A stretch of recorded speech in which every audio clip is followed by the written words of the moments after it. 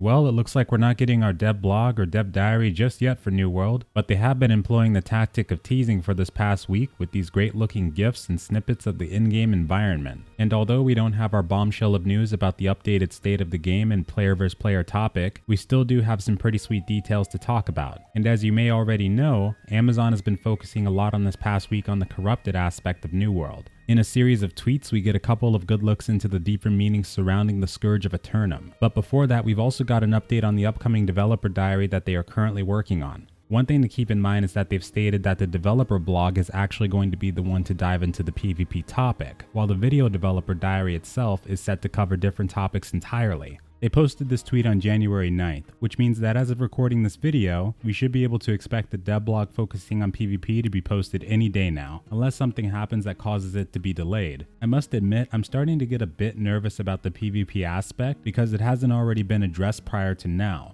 About a week ago, when they first announced that they'd be covering it in something official, as opposed to one or two tweets surrounding the topic, I started to get the feeling that the results of this might easily turn into a heated discussion. But I am willing to say that whether or not the open world PvP turns out to be what we are or are not hoping for, I do believe that this is the game I'm still feeling very ready to dive into. When we first got the announcement of this title at the Game Awards, it made me realize just how much of a lack of MMO sandboxes or games like this we have in the genre. I know that there are a lot out there that don't feel like this is a sandbox anymore, but for some reason, I just can't shake the need to call it that. It feels like a sandbox to me in the sense that when we step into the world, there are many different paths we can go down to end up where we're going, as opposed to one or a few narrow paths that you would see in a traditional MMORPG. And it's for that reason that I could easily dive in and focus on a title like this, because for me personally, I think that these types of games are the only ones that I can truly enjoy anymore. Once you get a taste of the freedom that these games can provide, it's hard to go back to any other sort of play. From the first time I picked up a hammer in games like Life is Feudal, got into my first big PvP war in games like Mortal or Darkfall, and everything in between all the way very back to my very first title, RuneScape.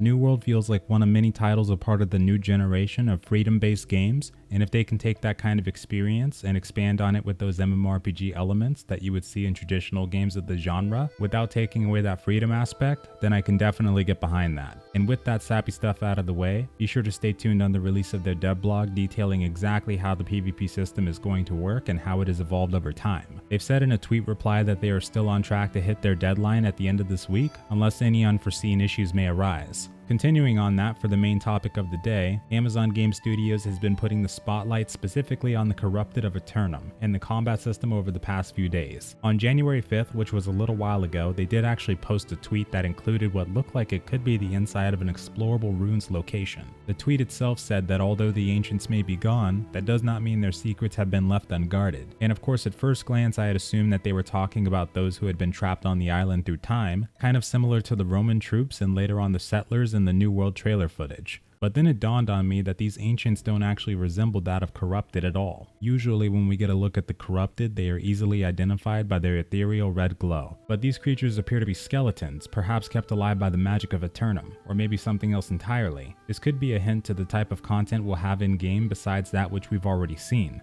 I'm also curious if this means we'll see a series of dungeon locations to explore, with bosses to fight and treasure to loot. Something like that might give players that focus more on the player versus environment aspect of the game something to do when they aren't fighting the hordes of Corrupted or any other game activity they might do during their game time. And one thing to add on to that is, even though it doesn't directly relate, there is an update on Amazon's job postings. The part that I wanted to bring to your attention today though is the fact that there's actually a new job listing available for this game, and that job role is none other than the AI character designer, which, like the quest designer, sounds very interesting in terms of the possibilities that it could bring. Not only, of course, could this mean polishing and creating better animations for our player characters themselves, but it could also tie into their very own quest designer position. This position does mention that one of the possibilities could be to script gameplay logic and integrate animations with the game engine, which that, alongside the cool concepts for new characters that fit in the world, might mean that we might see more than just questing NPCs around, or we could just see more engagement from the NPCs alongside more engagement from our characters in the world. Now, although I am super tempted to start throwing ideas out there of cool new characters character types that we can see in game. They only just posted this 2 days ago, and I'm being a nosy little bugger, so I'm going to try and keep it cool for now. But of course, as always, I would love to know what different types of NPCs you guys would like to see in game besides quest givers. Maybe even patrols or mercenaries that fight alongside you to battle the corrupted. The sky is the limit with those topics. And also to touch more on the corrupted subject, on January 13th and 14th, they posted 2 different tweets about this corrupted priest entity and how it would play a part in the world of Eternum. Like we saw in the Game Rewards trailer, these corrupted will have the ability to not only affect the minds of adventurers, but also the wildlife of the island itself. And on top of that, what they say about these corrupted priests of the land, these guys not only spread dominions throughout Eternum, but also seek to raise foul monuments to assert their influence. We actually do get a short look at these guys and another screenshot that's linked to their Steam page for the game. But seeing this tweet does make me wonder if we'll see more opportunities to fight back the corrupted aside from the horde mode and exploring the world of Eternum. I think it would be really cool to see if there was dynamic events where we would see these corrupted priests attempting to summon monuments and us as players have to travel out to combat them, or risk losing a specific area to their influence. But of course, we will have to wait and see how they will play a part into the rest of the game. But I can definitely hope that we might get something similar to, or something just like this. Dynamic events would also be a great start for expanding more on the player versus environment side of the game. And as for the last topic, which we of course have saved the best for both today and January 12th,